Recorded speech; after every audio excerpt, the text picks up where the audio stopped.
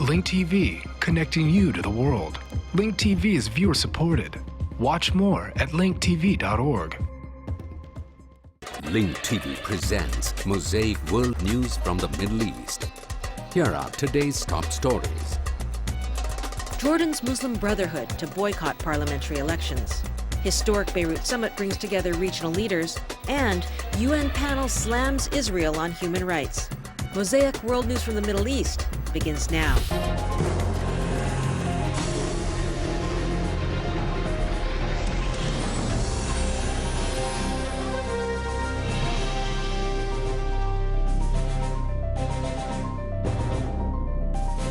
قرر مجلس شورى جماعة الإخوان المسلمين في الأردن مقاطعة الانتخابات. The Muslim Brotherhood Shura Council in Jordan decided to boycott the upcoming parliamentary elections. The group boycotted the elections in 1997 in protest of the one-person, one-vote law. For its part, the Jordanian government criticized the Muslim Brotherhood's decision, saying that it will not affect the success of the parliamentary elections. Our correspondent, Ahmed Jarrar, provides an insight into the Muslim Brotherhood. Contrary to all the predictions and leaked information, the Muslim Brotherhood was determined to boycott the upcoming parliamentary elections. It is important to note that the decision was made by a large majority of the group's Shura Council instead of its traditional decision-making process. The group justified its decision with what it called the regressing situation of freedom in the country. It specifically indicated that the government continues to block the group and shut down its facilities, insists on keeping the one-vote law, and fails to take any real steps that would guarantee that the mistakes made in the last election will not be repeated. In the last election, the group said that a large-scale fraud was committed against its candidates. The image of the 2007 elections is still in our minds, and its bitterness still lingers for the people who witnessed the obvious fraud, which was unprecedented in the kingdom's history. They never really had any follow-up, which indicates that this image could be changed at the very least. But the government, which appeared to be unsatisfied with this decision, affirms that the success of the coming elections will not be connected to the participation of the Muslim Brotherhood or its absence. At the same time, the government was surprised that the Muslim Brotherhood would boycott the elections, even though there have been no conflicts or friction between the group and the current government. In addition, the group participated in past elections, which were supervised by governments that the group had acute disputes with. The success or failure of the elections is not connected to one party's participation. We had hoped that everyone participates, which is normal for an active political party, but other parties will run in the elections. There's an opposition party that is participating, and a centrist party, and a social party. The majority of Jordanians are familiar with independent parties and social organizations, so the government's elections are not limited to the Muslim Brotherhood's participation. The Muslim Brotherhood boycotted the elections in 1997 in protest of the electoral law. Political observers think that the previous boycott experience was unsuccessful, as the group failed to create a political platform as a real substitute for parliament. But this time, more than 70% of the group voted for the boycott that prompted its leadership to have a repeat of its boycott experience. Internally, it seems that the cost of the boycott may be high for the moment. Despite the boycott decision, the leadership of the group affirms that it is ready to work with any real government initiatives on which the group's position in the upcoming parliamentary elections could be built upon. Ahmed Jarrar, Al Jazeera, Amman.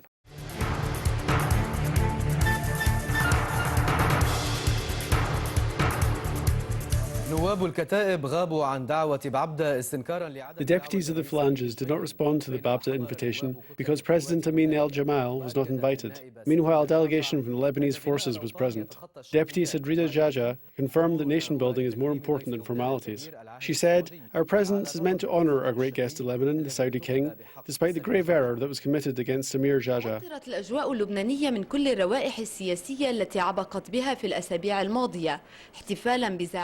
In celebration of the visit of the two leaders from Syria and Saudi Arabia, Lebanon got rid of all the political tension that it has been experiencing for the last few weeks. The president and the king went to the Babda Palace. International resolutions and the international court did not manage to divide them.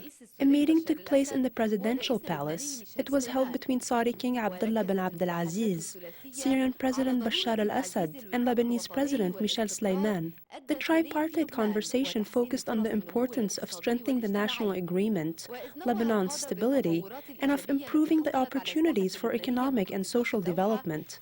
The leaders noted the positive developments that Lebanon has achieved since the Doha Agreement, affirming the continuation of the peaceful approach and dialogue, the strengthening of national unity, and the prevention of external dangers. The leaders also stressed the importance of continuing to support the Doha Agreement and completely implement all the articles of the Ta'if Agreement, and continuing to work on the national dialogue while committing to nonviolent policies. They agreed that Lebanon's interests is beyond any class interests and affirmed the necessity of having recourse to the constitution and a united national government to solve all the disputes. The leaders looked into the economic situation and affirmed the importance of Arab solidarity in order to face the Israeli challenge, which continues to occupy Arab territories, besiege Gaza, and Judify Jerusalem. Even though the presidential palace did not mention the International Tribunal, Arab leaders confirmed their rejection of tales of conspiracies and plots in the region, meant to stir sectarian problems in all Arab countries. After the meeting, the Saudi king joined the guests for lunch, where the Lebanese and Syrian presidents discussed their countries' bilateral relations.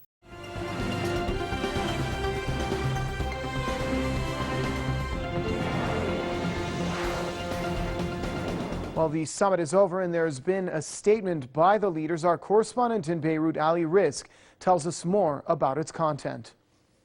A written statement has been released, of course, after the end of this three-way summit. I'll just go through it very quickly. First of all, it speaks of the means of enhancing Lebanese stability, how to contribute and further enhance Lebanese stability. It speaks about solidarity with Lebanon in confronting Israeli violations, solving disagreements within the framework of a national unity government, and confronting conspiracies again, or confronting any conspiracies which could be drawn up against the region or in the region. Now, I think the last 2 points here are the most important, are the most noteworthy. Now, solving disagreements within the framework of national unity government. Now, there was no mention of the International Tribunal, but when it says solving disagreements within the framework of a national unity government, does that mean that Sayyid Hassan Nasrallah's proposal of forming a Lebanese committee to try false witnesses who misled the investigation, does it mean that this proposal will be taken into account and will be met positively? For example, that's a question which could be raised.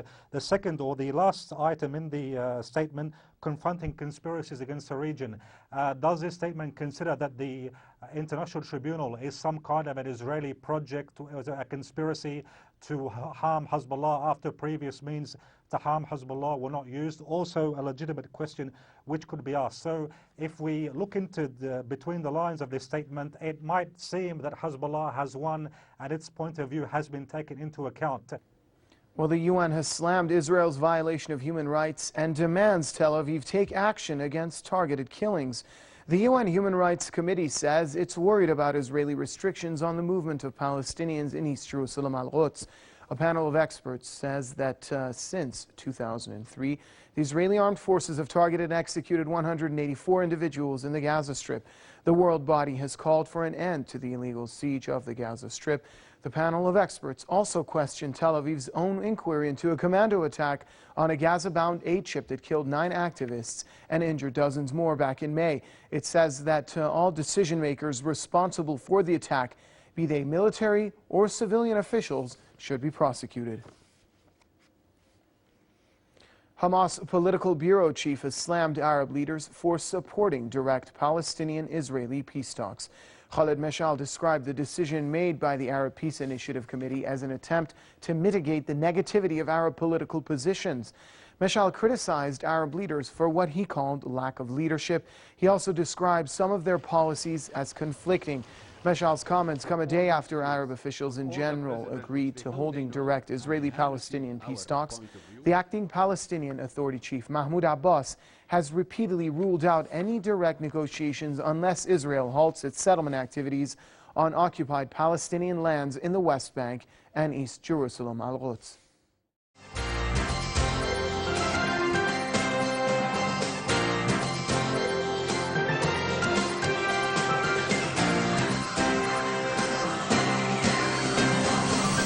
The Arab League is meeting in Cairo today, and we'll hear from Palestinian Authority President Mahmoud Abbas. Top of the agenda is whether Israel and the Palestinians should move from indirect talks to face-to-face negotiations. Abbas has demanded that Israel must accept 3 conditions before he will agree to direct talks. He wants the negotiations to start where they left off in 2008 under then Prime Minister Ehud Olmert.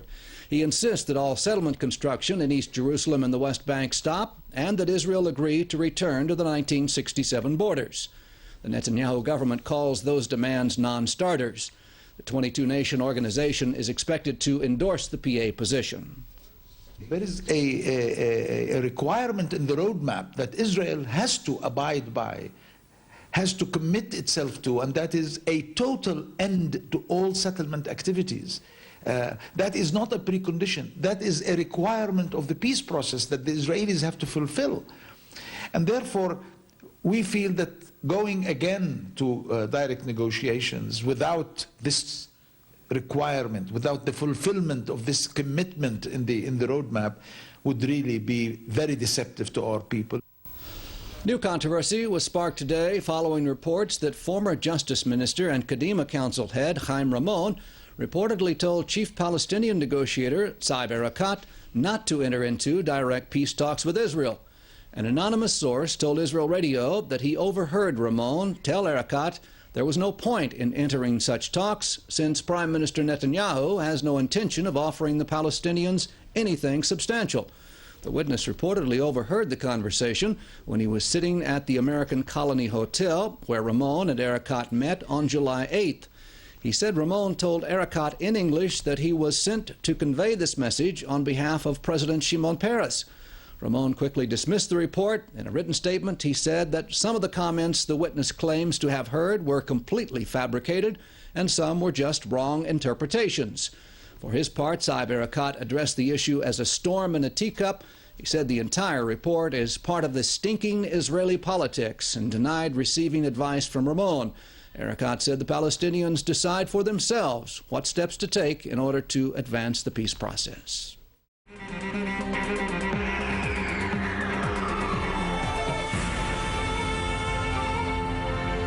In Pakistan, floods and heavy rainfall have led to the deaths of nearly 400 people. Hundreds of thousands were stranded after the worst floods in 100 years hit the country.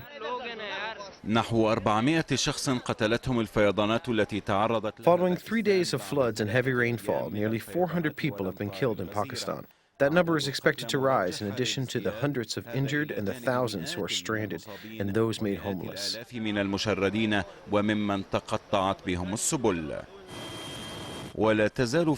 Rescue teams are still searching for dozens of people who are still missing, at a time when massive flooding caused by monsoon rains has submerged villages.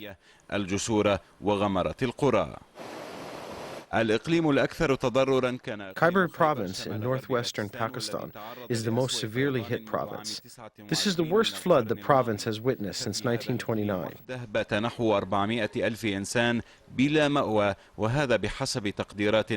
In that province alone, nearly 400,000 people have no shelter, according to the preliminary estimates. The flooding of the past 3 days has continued the series of nature's anger, which started last week when dozens of people met their fate with the Baluchistan province floods.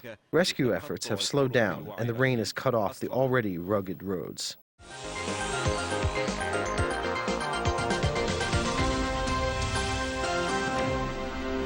ما مدى جدية التحذيرات الإسرائيلية تجاه حزب الله وذلك عشية هذه. On the eve of the anniversary of the 2006 war, how serious are Israel's warnings to Hezbollah? Following the discovery of gas in the Mediterranean, will the new tension by the border lead to another round of exchanged warnings between Hezbollah and Israel? Or is the increase of pressure on Iran the major reason for this escalation? Is the matter reduced to media rivalry, or will the situation escalate to the battleground? مرشحة للانزلاق إلى مواجهة ميدانية.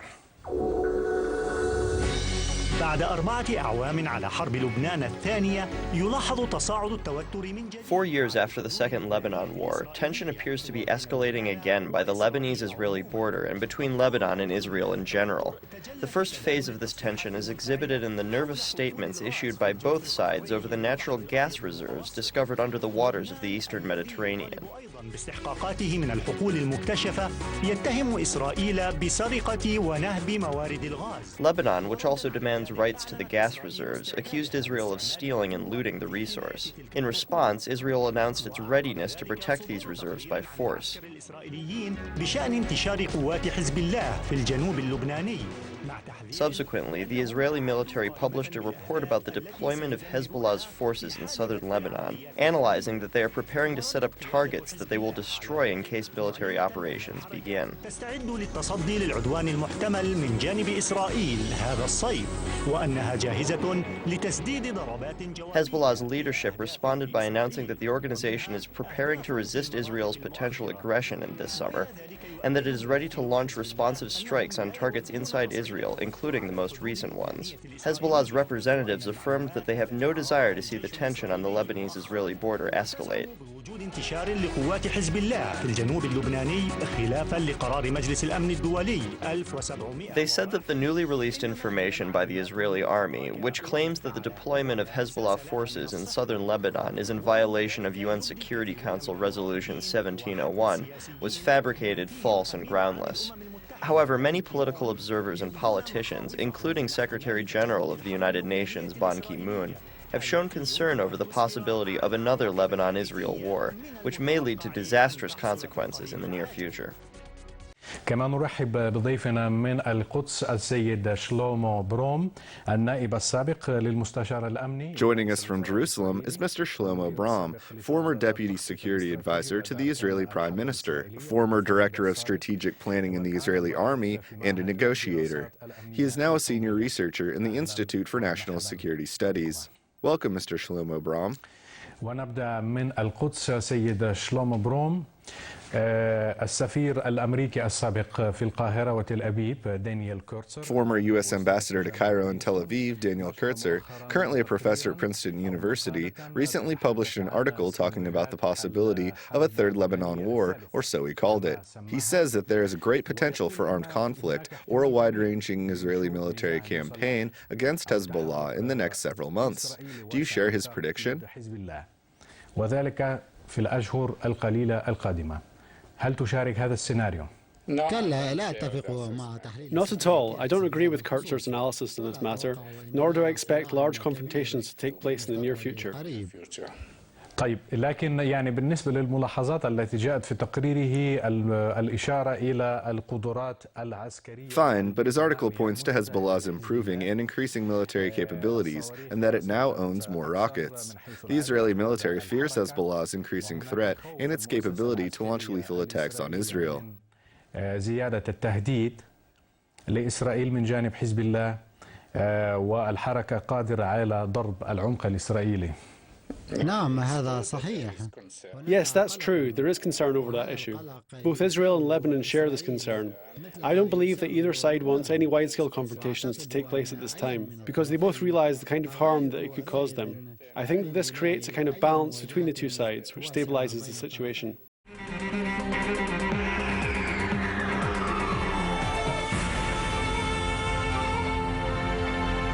تحولت صور الرئيس الإيراني محمود أحمدينجاد إلى رمز Iranian President Mahmoud Ahmadinejad's image has become a symbol that holds negative connotations within U.S. political propaganda. Media producers in the United States have been using Ahmadinejad's image as a negative symbol in their propaganda. Pierre Gunham reports. In the past 2 years, Iranian President Mahmoud Ahmadinejad's image has become a symbol for all bad things in the eyes of Americans, and political propaganda has been using his picture to represent evil. We have the phrase be in America's face, and that implies being hostile. Ahmadinejad looks at America as if it's inferior to him, and he enjoys it. A poll revealed that among world leaders and presidents, the Iranian president is the most hated figure by Americans. 84% of them negatively view Ahmadinejad. Ahmadinejad looks like the kind of man you... Ahmadinejad looks serious. He is evil and threatens us and the people of this country. وهذا ما يفسر لماذا يضع مصممو الإعلانات صورة الرئيس الإيراني. This explains why media producers use the photo of the Iranian president in films that draw a comparison between what is good and what is bad for the United States. Konkoni explains how this happens in production offices. كونكوني يشرح كيف يحدث ذلك في غرف التصميم. So you go, who's the most well-known? So you go, who's the most well-known bad guy? People easily recognize his photo, and the answer is Ahmadinejad. So it becomes easy to grab their attention by using his face. تعود مشاكل الأمريكيين مع محمود أحمدينيجاد إلى ما هو. The US's problem with Ahmadinejad does not simply lie with his personality. It goes back to the hostage-taking incident in 1979, then the street demonstrations and the calls for the death of the US. 85% of Americans negatively view Iran. That figure has been this high since the 1980s. The biggest factor is the relationship with Iran, and Ahmadinejad now symbolizes Iran's confrontation with the international community. وما دامت الأمور كذلك فسيتابع الأمريكيون. If the status quo remains, Americans will continue to represent evil with the character of Mahmoud Ahmadinejad until something changes at some point in the future. Pierre Ganem, Al Arabiya, Washington.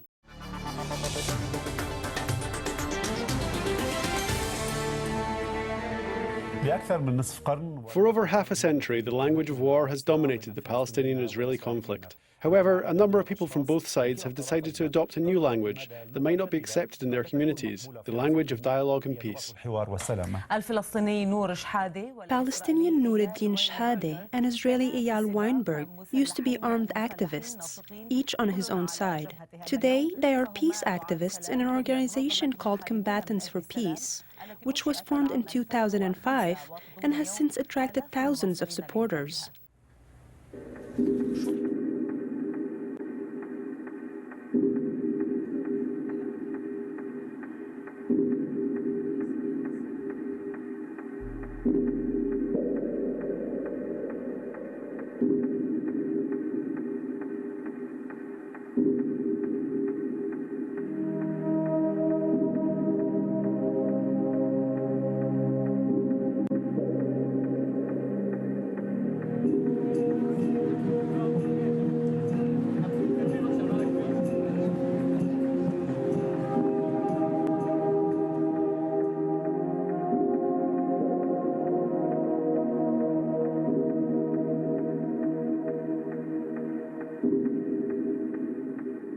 لقد نشأت في بيت يساري يتقبل الآخر وفي المقابل I grew up in a leftist home that accepts the other. On the other hand, it was also a home with a goal and a purpose. We are here and one has to offer something to their country, which means joining the army at the age of 18. There's no safe place for you as a Palestinian child, and you get easily swept into the resistance against the occupation. So I spent 7 years of my youth in Israeli prison at the age of 17.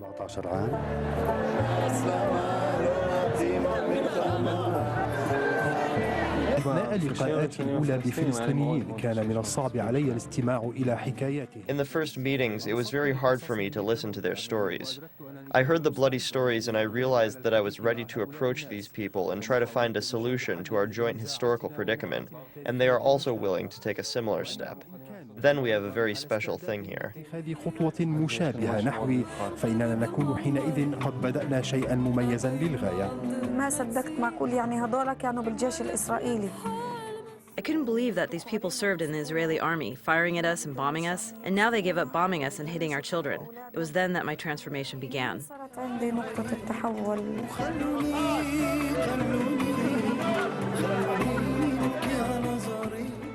وللمزيد حول هذا الموضوع معنا في الاستوديو الجندي السابق في الجيش جيش الدفاع. For more about the subject, joining us in the studio is former IDF soldier Eyal Weinberg.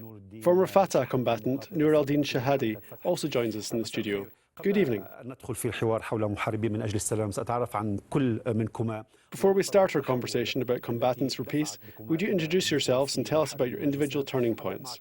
I'll start with you, Nur al-Din Shahadi. أنا اسمي نور الدين شحادي. من مواليد مخيم طول كرم مخيم اللاجئين مهجر من قرية كاكو. My name is Nur al-Din Shahadi. I was born in the Tulkram camp, the refugee camp. I was displaced from the village of Khartoum in 1948. I'm a social worker. I'm a former prisoner and was held for 5 years in the prison of the Israeli occupation. I used to be a Fatah combatant and still am. However, the means of my resistance and struggle have changed from a violent and legitimate resistance to a non-violent, peaceful resistance in order to accomplish the goals of freedom, independence, and the establishment of a Palestinian state for my people. My turning point came about while I was looking into the future of our Palestinian people and the direction in which we're heading.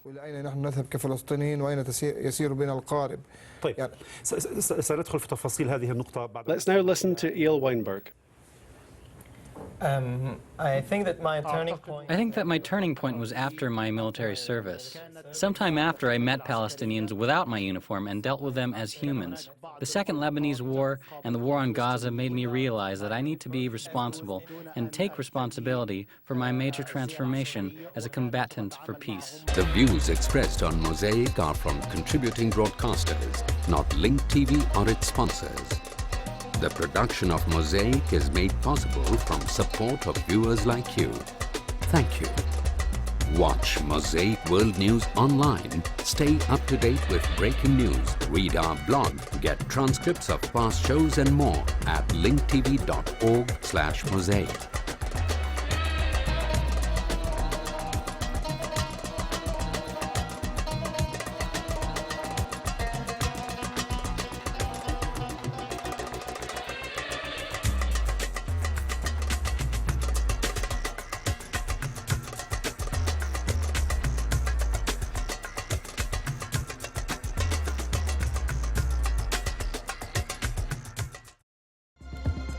This program is brought to you by Link TV for educational and non-commercial use only.